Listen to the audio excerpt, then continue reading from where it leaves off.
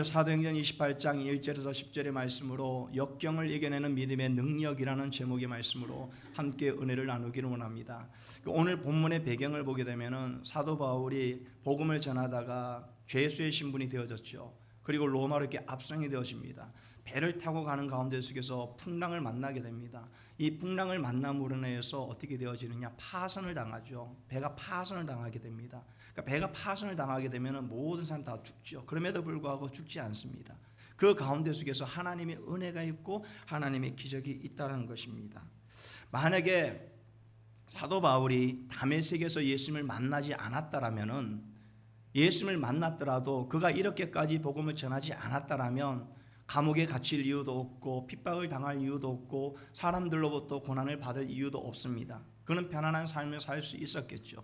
그럼에도 불구하고 복음을 전한다라는 그 이유 하나만으로 죄수의 신분이 되어졌고 로마로 압송이 되어지는 겁니다. 믿음의 길을 걸어가다 보면은 참 힘겨움이 있죠. 예수의 흔적을 지우고 싶지만은 그럼에도 불구하고 그 예수의 흔적을 지우지 않고 복음을 전할 때에 목숨을 다해서 힘을 다해서 물러섬이 없이 복음을 전했습니다. 이 파선당한 배에는 어떤 배냐? 죄수를 실어 나르는 배예요. 그냥 일반 배가 아니라 죄수를 실어 나르는 배인데 그 배에 몇 명의 죄수들이 있느냐? 278명에서 한 300명으로 보고 있습니다. 다시 말해서 죄수를 호송하는 배예요. 그러면 그 안에 얼마나 많은 죄수들이 있겠습니까? 흉악범들도 있겠죠. 사형을 앞두고 있는 죄수도 있겠죠. 그런 가운데서 이 배가 파손하면 어떻게 됩니까? 죄수들이 다 도망가죠. 도망가게 됩니다. 그러면 그 죄수들을 인솔했던 사람들 어떻게 나중에 다 책임을 묻게 되는 거죠. 그러니까 어떤 상황이 발생되어지냐? 배가 파산되어서 이 죄수들이 도망하게 되면 안 되니까 그들을 다 죽이면 되는 거예요. 죽이면 되는 겁니다. 어차피 파손당해서 다 죽었다라고 보고하면 되니까. 그런데 그들이 죽지 않고 살아나서 더 큰 죄악을 범하면 더 큰 위험이 있는 거죠. 이들이 만난 풍랑은 어떤 풍랑이냐? 유라굴라라는 광풍을 만나게 됩니다. 강풍을 만나게 되면서 상당한 어려움이 겪게 되죠. 문제가 생기는 겁니다. 죄수를 다 죽여야만 하는 그런 상황 속에서 하나님께서는 하나님의 방법으로 하나님의 사람을 살리심을 통해서 하나님이 일을 행하는 거죠.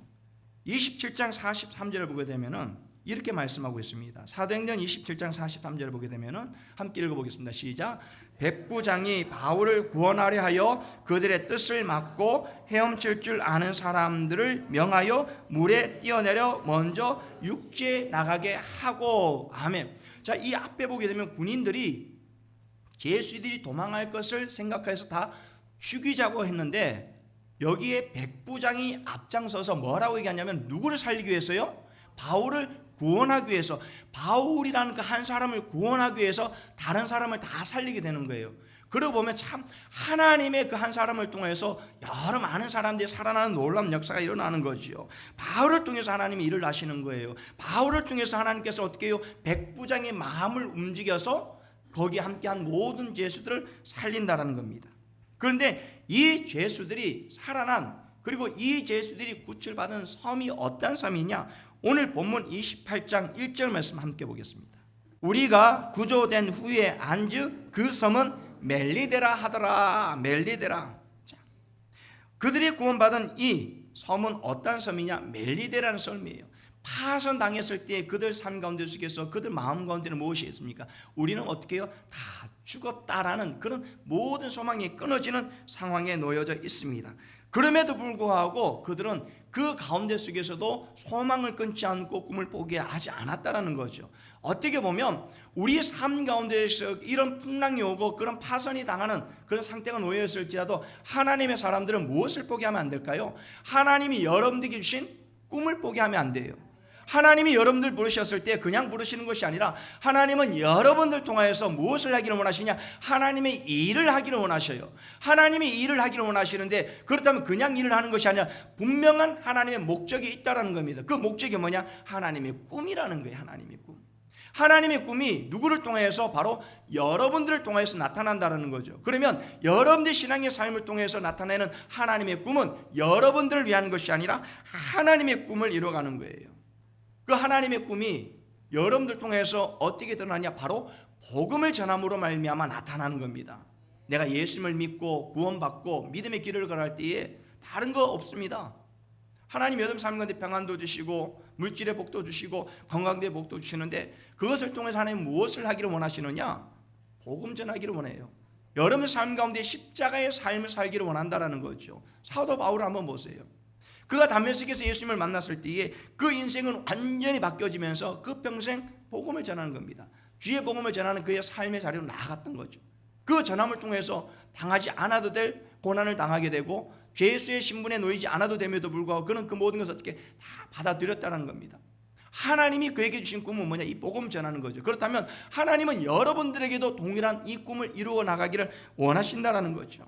그러기 위해서는 우리가 먼저 하나님과의 관계가 회복이 되어지고 여러분의 신앙이 하나님께 더 깊이 나아가져야 한다는 겁니다. 그러려면 우리가 그리스도의 장성한 분량이 있기 때문에 충만함에 이르기까지 자라가야 돼요. 어제의 신앙이 다르고 오늘의 신앙이 다르고 내일의 신앙이 달라져야 한다는 거죠. 날마다 그리스도의 장성한 분량이 충만함에 이르기까지 자라가야 되는데 그 자라감에 대해서 성경 에베소서 4장 13절에서는 뭐라고 말씀하고 있는가? 이렇게 말씀하고 있습니다. 함께 읽겠습니다. 시작. 우리가 다 하나님의 아들을 믿는 것과 아는 일에 하나가 되어 온전한 사람을 이루어 그리스도의 장성한 분량이 충만한 데까지 이르리니. 아멘. 자 보세요. 아들을 뭐예요? 믿는 것과 아는 일에 뭐가 되었다고요? 하나가 되었다는. 그래 보면 믿는 것과 아는 것은 다른 것이 아니라 하나예요. 예수님을 믿는 것과 믿는 그 삶은 따로따로 가는 것이 아니라 같이 간다는 거죠. 그러면 온전한 사람을 이뤘다라는 건 뭐냐면 완벽하다는 얘기 아니에요. 여기서 말하는 이 온전한 것은 성숙함을 이야기하는 겁니다. 성숙함. 어린 아이가 같지 아니하고 말 한마디 한마디에도 보면 성숙함이 있는 거죠. 현대인의 성경과 공동번역 성경에는 여기를 뭐라고 말하냐면 온전함을 갖다가 성숙함으로 이라는 거. 성숙함. 이 성숙함이라는 게 뭐냐? 성숙은 나이를 먹어 어른스럽게 되다라는 뜻을 갖고 있습니다. 또한 무엇에서 어떤 특성이 단계를 거쳐 일반적으로 기대되는 정도의 다다름을 뜻한다는 거예요. 다시 말해서 나이는 많이 먹었는데 보면은 어른스럽지 못한 그런 모습을 보일 때가 있죠. 흔히 어른들 이런 말씀하죠. 무슨 값을 하라? 나이값 하셔야 돼. 나이값. 그 나이에 맞는 행동, 나이에 맞는 성숙함.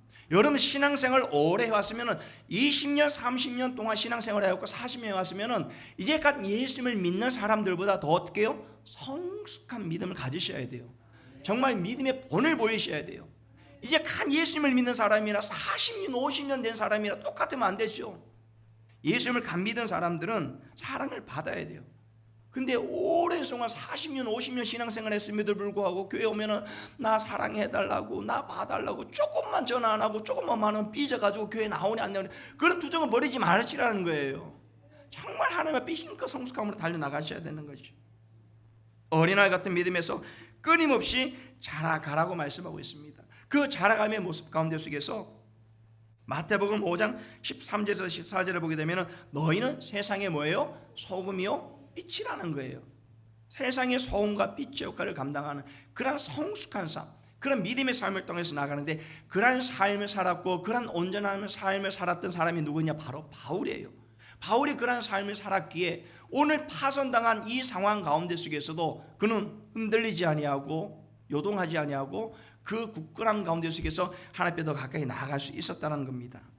오늘날 교회의 모습을 보면 세상으로부터 많은 지탄을 받죠. 세상으로부터 많은 손가락질을 당하고 있죠.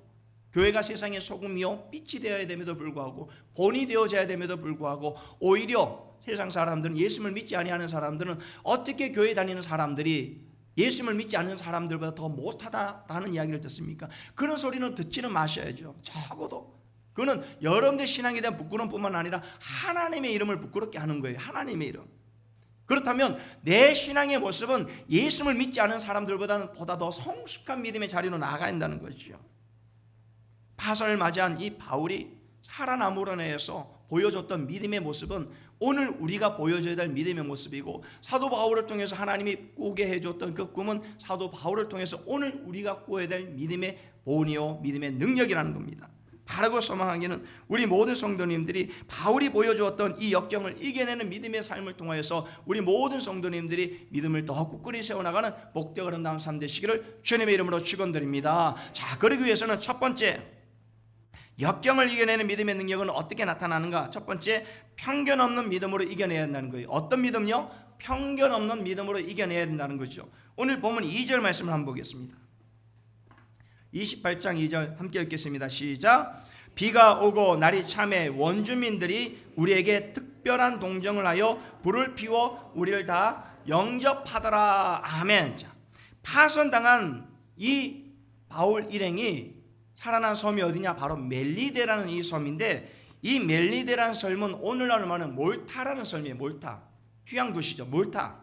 이 몰타라는 견해가 지배적인데, 시실리 남쪽 980km에서 아프리카 북동 한 320km 지점에 있는 거죠. 작은 섬입니다. 그런데 오늘 본문을 보게 되면은 여기서 뭐 이들을 어떻게 말하고 있냐면은 비가 오고 날이 참해 원주민들이 우리에게, 어떤 성경 본문을 보게 되면 여기는 토인들이라고 얘기합니다. 토인들. 다시 한번 미겐이라는 얘기는 그 섬의 주민들이라는 의미를 갖고 있는 거죠. 주민들. 여기서 말하는 이 토인들은 문명화되지 못한 미개인들이 아니라 그 섬 사람, 원주민으로 볼 수 있는 거죠. 다시 말해 그들이 배에서 파손하여 구원함을 받은 이 바울의 일행들을, 그 죄수들을 어떻게 하느냐? 편견 없이 따뜻하게 맞아주었다는 거죠. 적대 행위를 하지 않고 이들에게 약탈을 하지 않고 끊임없이 이들을 도와주고 있습니다. 보세요. 특별한 동정을 베풀어 주는 거죠. 특별한 동정. 특별한 동정을 하여 불을 피워 우리를 다 뭐 하였다고요? 영접하더라. 난파되어져서 주유와 배고픔에 있는 이 일행들을 그들은 편견을 가지지 않고 물리치지 않고 외면하지 않고 있는 그대를 받아들이는데 더 따뜻함으로 받아주었다는 거죠. 누가복음 10장 25절에서 37절을 보게 되면 어떤 사건이 일어나느냐? 강도를 만난 어떻게 해요? 사마리아인에게 강도를 만난 자를 도와준 사마리아인에 대한 이야기가 나옵니다. 그런데 이 강도를 만난 사람을 도와준 사람이 누구냐? 제사장도 아니고 유대인도 아니고 레인도 아닙니다. 그 누구도 아니에요. 사마리아인입니다. 사마리아인은 이 유대인들에게는 어떤 사람들이냐? 배타적입니다. 외면을 당하는 사람들이에요. 순수 혈통을 지키지 못함으로 인해서 유대인들이 외면시하고 죄인 취급했던 사람들이에요. 상종을 하지 않은 사람들입니다. 그럼에도 불구하고 강도를 만난 사람을 누가 도와주느냐? 제사장이 아니고 또 레위 아니고 유대인이 아니었습니다. 바로 사마리아인이 도와주었던 거죠. 왜 그런 말이 있죠? 아픈 사람이 아픈 사람의 심정을 이해한다고요. 그러니까 고생을 해본 사람이 고생한 사람의 마음을 알아요. 힘듦을 겪어본 사람들이 힘든 겪음을 경험하는 사람들의 그 마음을 아는 거죠. 저 또한 암 걸린 사람들의 마음을 이해하지 못했어요. 그거 뭐 암 걸리는 거 뭐 그냥 누구나 다 걷는 병이지, 이런 생각을 가졌던 거죠. 근데 막상 저희 어머님이 암 걸리고 얼마 사지 못하시고 하나님의 부름을 받았을 때에 그 암 걸린 환자들을 돌보는 그 가족들의 아픔이 얼마나 힘들다라는 것을 제가 알게 됐어요. 포항에서 대전으로, 대전에서 서울로, 또 대전에서 서울로, 서울에 머물 데가 없으니까 호텔 잡고 여관 잡고 맨날 며칠 그 키모하면서 힘들어하는 어머님을 바라보면서, 그리고 잠 못 자고 그냥 그 작은 침대에 누워서 있는 그 모든 시간들 자신의 삶도 없고 모든 게 다 환자에게 집중되어 있잖아요. 그런 가운데 속에서 그것을 견디는 그 어머님의 모습을 바라보면서 정말 힘들구나. 정말 암 걸린 뿐만 아니라 아프신 분들, 정말 그 한 분 한 분이 그 아픔을 우리 건강한 사람들은 모릅니다. 그렇기 때문에 그 마음을 조금 알게 되는 거죠. 사랑하는 우리 모든 성도님들, 이 멜리데에 있는 섬 사람들이, 이 토인들이 이 바울 일행을 그렇게 따뜻하게 맞아들일 수 있었던 건 뭐냐면은 그들 또한 바다를 경험해 보았기 때문에 알아요. 바다에서 빠져서 올라왔을 때 그 아픔과 그 힘듦이 어떤 걸 알고 있었기 때문에 불을 피워서 그들의 추위를 이겨낼 수 있도록 도와주었다는 거죠. 그리고 특별한 동정을 하여서 불을 피워 다 영접해 주었다는 겁니다. 현대인의 성경을 보게 되면 이것을 뭐라고 말씀하고 있냐면은 친절히 대해 주었다라고 말씀하고 있고, 공동 성경 번역에 보게 되면은 매우 친절하게 되어줬다라고 말씀하고 있습니다. 매우 친절하게. 근데 중요한 건 뭐냐면 이들이 하나님을 알았느냐? 알지 않았다라는 거예요. 하나님을 알지 않은 사람들도, 이 원주민들도 물에 빠져서 파손했던 이 바울 일행을 구해주었다라면은 그들은 어떤 이익을 구하지 않았습니다. 자신들에게 이익이 될 건지 도움이 될 건지를 구하지 않았죠. 그냥 있는 모습 그들의 연약함을 보고 도움을 주었다라는 거죠. 어떻게 보면 오늘 교회의 모습이 이런 편견 없는 사랑을 나누어주고 동정을 베풀어야 돼요. 친절함을 베풀어야 돼요. 많은 분들이 얘기하죠. 누구든지 오라고, 누구든지 오라고. 그런데 누구든지 오라고 했는데 와야 될 사람만 오라고 하는 거예요. 냄새나고 아무도 돌보지 않고 정말 맨날 달라고 하는 사람들 받기가 어렵다는. 그래서 누가 얘기하죠. 교회 문턱이 너무 높다고요. 우리 교회 문턱은 낮아야 됩니다. 정말 누구든지 와야 돼요. 열린 마음을 갖고 정말 이 멜리드의 섬 사람들이 정말 파선당했던 이 바울 일행을 사랑으로 따뜻하게 동정으로 맞아주었던 것처럼 오늘 우리 교회에 오는 사람들이라면은 그들이 누구가 되었든 어떤 사람이 되었든 어떻게 해요? 있는 그대로 있는 모습 그대로 받아줘야 돼. 편견을 갖지 말고. 과거에 어찌 됐든 간에 우리는 그러죠. 과거를 자꾸 이야기합니다. 과거를 생각하면 여기에 오실 분 아무도 없습니다. 여러분 한번 스스로 한번 보세요. 내 삶의 과거를 돌아본다면 이 자리에 과연 하나님 앞에 나올 자가 있겠느냐? 없습니다. 저도 마찬가지입니다. 우리가 이 자리에서 예배를 드릴 수 있는 것은 하나님의 은혜 때문에 오는 거예요. 죄인 중에 괴수와 같은 우리를 구원하신 그 십자가의 은혜 때문에 나오는 거예요. 그렇다면 오늘날 마찬가지입니다. 주님 앞에 나오고자 하는 사람들이 여러분들 보시기에는 나오지 말아야 될 사람 같지만은 하나님, 그들도 하나님이 사랑하는 한 영혼이라는 거예요. 그럼 그 편견을 깨기 위해서는 우리가 먼저 낮아져야 돼요. 우리가 먼저 하나님 앞에 엎드려져야 한다는 거죠. 오직 주님의 사랑에 취해서 오직 주님의 사랑 때문에 내 것을 아까워하지 않고 모든 걸 내어줄 수 있는 교회, 그런 교회가 어떤 교회냐? 바로 우리 교회가 되어져야 한다는 거죠. 이 멜리드의 섬 사람들이 바울 일행을 그렇게 따뜻하게 맞아주고 그들이 주의를 이겨내고 살아날 수 있도록 해줬던 것처럼 우리 모든 성도님들, 우리 교회 성도님들이 이렇듯 하나님의 사랑을 전하고 편견 없이 주님의 사랑을 전하며 나감으로 말미암아서 하나님 뺑뺑 돌리며 나가는 귀하고 복된 믿음의 3대 시기를 주님의 이름으로 축원드립니다. 자, 두 번째는 어떤 거냐? 문제라 여기는 상황을 믿음으로 이겨내야 된다는 거예요. 문제라 여기는 상황을 어떻게 해요? 뭐로 이겨낸다고요? 믿음으로 이겨내야 돼요. 그렇잖아요. 막상 파선을 당하고 나가 보니까 이들 가운데 속에서 두려움이 있는 거예요. 그런데 예상치 못하게 멜리드의 사람들이 어떻게 해요? 그들을 구원하여 주고 따뜻하게 맞아 주게 해줍니다. 자, 그런데 오늘 본문 5절을 한번 보십시오. 어떤 일이 벌어지는가? 5절 말씀 함께 읽겠습니다. 시작. 바울이 그 짐승을 불에 떨어버림에 조금도 상함이 없더라. 자, 어떤 일이 벌어졌는가? 오늘 본문을 보게 되면 이렇게 말씀하고 있어요. 3절 보게 되면은 3절 말씀 읽겠습니다. 시작. 바울이 나무 한 묶음을 거두어 불에 넣으니 뜨거움으로 말미암아 독사가 나와 그 손을 물고 있는지라. 추워서 나뭇가지를 더 해가지고 딱 불에 넣으려고 했더니 그 안에 뭐가 있었다고요? 독사가 있는 거예요. 독사가 있을 줄은 누가 알았겠습니까? 그렇죠? 딱 하려고 하는데 그 독사가 가만히 있다 갑자기 뜨거우니까 깜짝 놀라면서 손을 팍 물어보는 거죠. 어쩌면 우리 인생 여정 가운데에 정말 예상치 못한 가운데 속에서 독사가 바울의 손을 무는 것과 같이 여러분 인생 가운데에 이러한 무는 일들이 얼마나 많이 일어나는지요. 문제가 아니라 문제를 문제로 생각하는 그 사람이 문제다. 한번 따라 한번 해보겠습니까? 문제가 아니라 문제를 문제로 생각하는 그 사람이 문제다. 그렇죠? 문제를 문제로 생각하면은 한도 끝도 없습니다. 그런데 문제를 문제로 생각하지 않고 이겨내야 되죠. 문제를 바라보는 그 시각이 어떠하냐? 안 돼. 나는 안 돼가 아니라 안 되긴 왜 안 돼? 나는 안 되지만 그 너 앞에 놓여있는 문제를 어떻게 하나님의 시각으로 하나님의 마음으로 바라보면 그 문제는 사라지게 돼 있다는 거죠. 5절을 보게 되면 이 독사를 어떻게 합니까? 사도 바울이 전혀 요당함이 없이 어떻게 툭 털어버리는 겁니다. 툭 털어버려요. 여러분 인생도 마찬가지입니다. 갑작스럽게 닥쳐온 그런 여러 가지 많은 일들이 있다면 막 그걸 인해서 막 바둥바둥 뛰죠. 막 언절부절 못하는 거죠.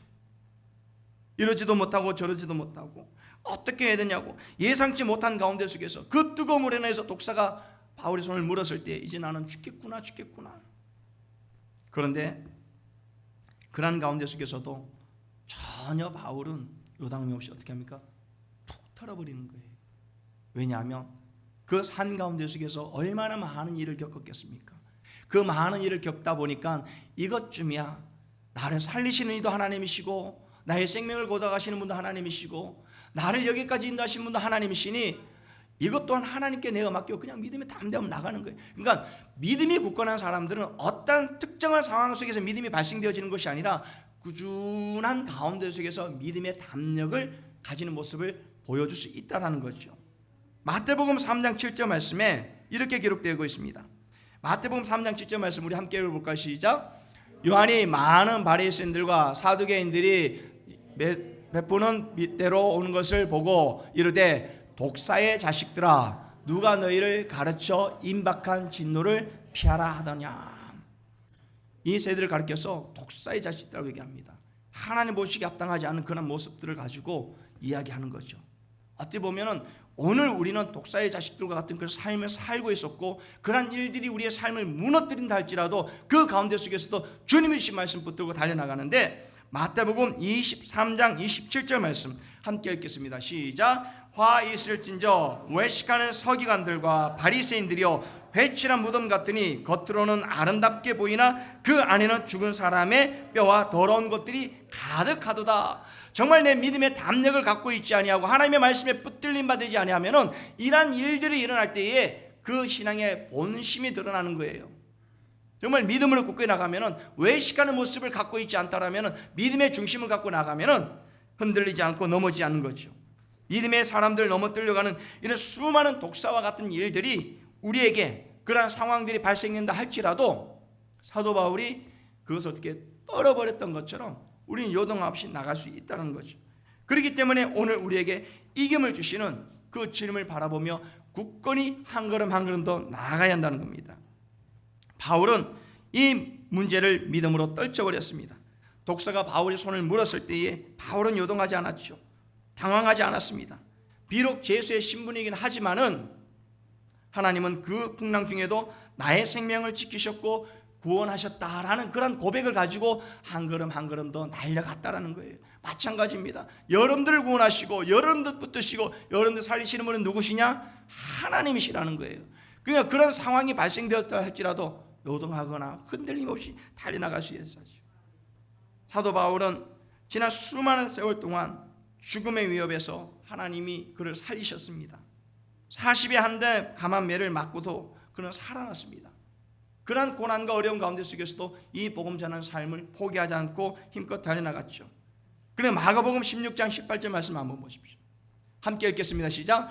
뱀을 잡으며 무슨 독을 마실지라도 해를 받지 아니하며 병든 사람에게 손을 얹으 나으리라 하시더라. 아멘. 뱀을 집어 올리며 무슨 독을 마실지라도 어떻게 해요? 해를 받지 아니하며, 하나님의 말씀이에요. 근데 여러분 이 말씀부터 그래요? 그러면 뱀 잡고 독을 마시면 안 돼요? 그런 부작용이 생기면 안 된다는 거예요. 어떤 분이 이 말씀 보고 그럼 한번 독을 한번 마셔보겠다, 하나님을 그렇게 시험하면 안 되는 거예요. 하나님의 말씀의 능력이 이러한 걸 통해 나타나는데 여러분 이걸 문자 그대로 이렇게 많이 받아들이면 큰일 납니다. 중요한 건 뭘까요? 하나님의 말씀의 능력이 이러한 가운데 속에서도 나타날 수 있다는 거예요. 이것을 이겨내게 해줄 수 있다는 거죠. 이것이 오늘 본문 속에서 사도 바울이 뱀에 물렸을 때에 요동하지 아니하고 떨어버렸다는 거예요. 여러분의 인생 가운데 속에서 달려드는 이런 일들이 있다 할지라도 어떻게 해요? 무던하게 담대하게 떨어버릴 수 있어야 한다는 거죠.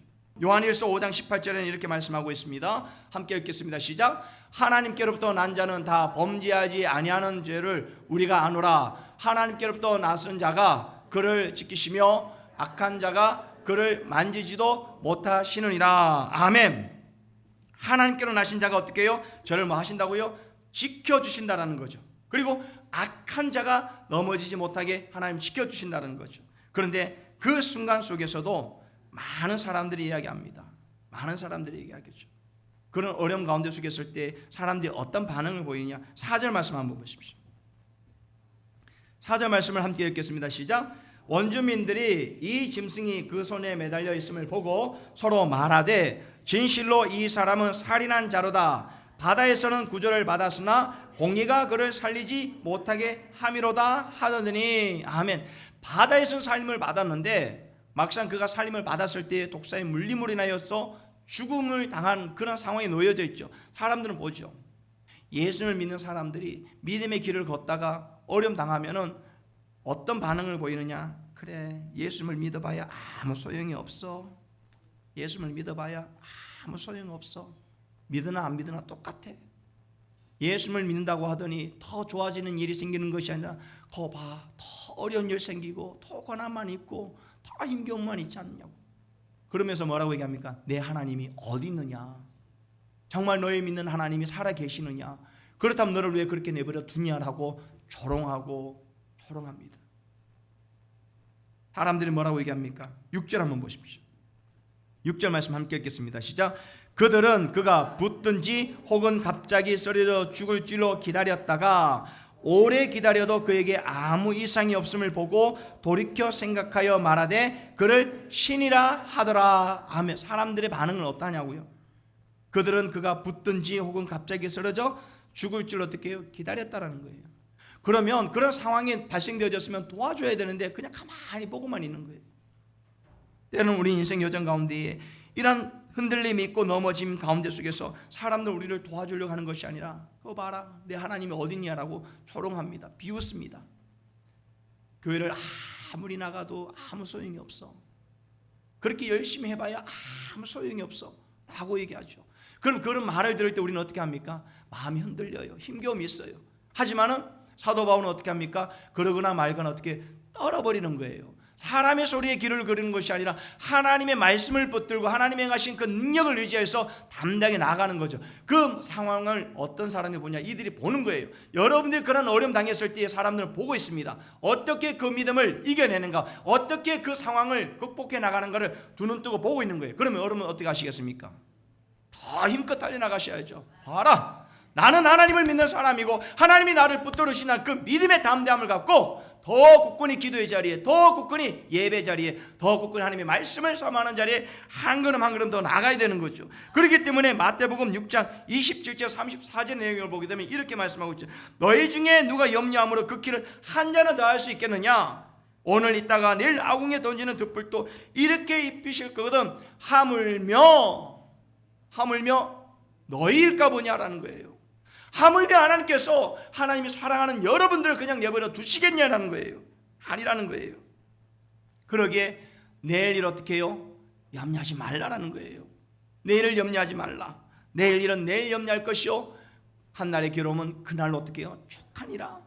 그러니까 오늘 우리에게 주어진 이 삶 가운데 속에서 이 독사가 내 삶을 무는 그런 절망 가운데 상황에 놓여 있다 할지라도 무엇을요? 내 모든 그 상황을 하나님께 내어 맡기고 나가셔야 돼요. 그것이 하나님 여러분의 신뢰내고 하나님 능력이라는 거죠. 밤새도록 고민한다고 여러분 그 고민하는 게 해결됩니까? 그럴 때는요 그냥 자세요. 잠 안 오면요 타이레놀 PM 먹고 한 두 알 먹고 그냥 자세요. 밤새도록 잠 못 자고 아유 목사님 밤새도록 고민했습니다. 그래 해결됐습니까? 아니요. 그럼 왜 그러세요? 하나님께 내어 맡기고 뚫뚫 떨어버리고 그냥 주무세요. 제발 좀. 새벽 예배 못 나온다 소리 하지 마시고. 여러분 인생 그렇게 고민한다 될 일 아니에요. 물론 그렇다고 고민 안 하는 건 아니지만 고민을 하나님께 올려드리고 다 기도의 자리에 말씀의 자리에 갔어요. 그러니까 어떤 일이 벌어지냐? 아무 일이 벌어지지 않으니까 그들이 뭐라고 합니까? 그를 뭐 하였다고요? 신이라 하더라. 결국 하나님이 하시는구나. 하나님의 사람은 하나님 앞에 나갈 때 하나님의 능력으로 행하게 해주시는 것을 보여주신다는 거죠. 그렇기 때문에 세 번째는 어떤 일이 벌어지는가? 역경을 이겨내는 믿음에는 뭐가 있다고요? 능력이 있습니다. 여러분들이 닥쳐진 그 역경을, 여러분들에게 닥쳐진 그 믿음의 시련을 이겨낼 때에는 그 이겨냄을 통해서 능력이 나타난다는 거예요. 믿음의 표징이 나타난다는 거예요. 많은 사람들이 보게끔 한다는 겁니다. 어떤 일이 벌어집니까? 28장 7절 말씀 한번 보십시오.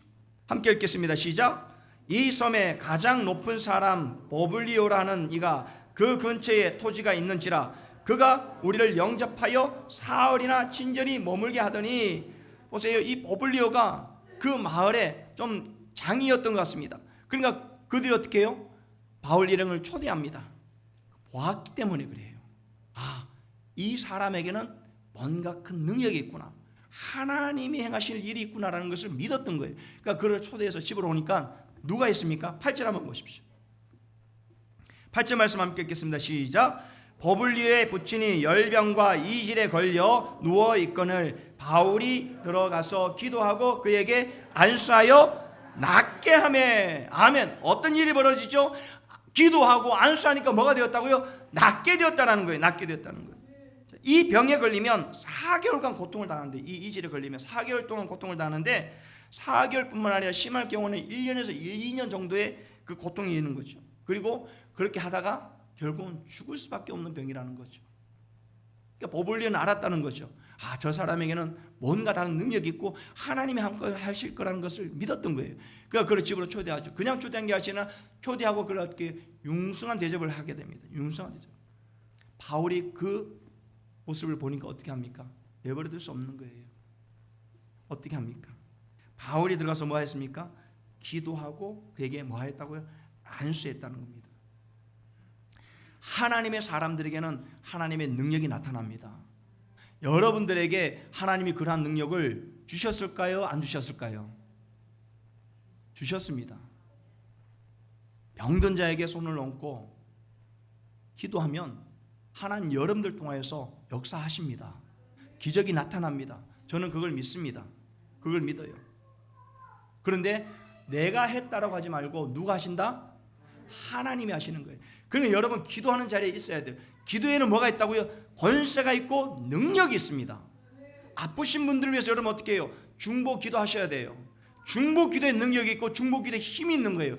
내가 기도해서 되는 것이 아니라 하나님께서 여러분들의 기도의 그 모습을 통해서 능력을 행하게 해주신다는 거죠. 법을 위에 붙이니 열병과 이질을 누웠을 때 바울이 들어가서 뭐 하였다고? 기도하고 그에게 안수하니까 어떤 역사가 일어나는가? 치유의 역사가 일어나는 거죠. 그렇다면 여러분들 가운데에 육신의 질병이 있습니까? 아픈 분들이 있습니까? 그러면 기도하세요. 그냥 하나님 앞에 내어 맡기고 아픈 곳에 손을 얹고 의심하지 마시고요.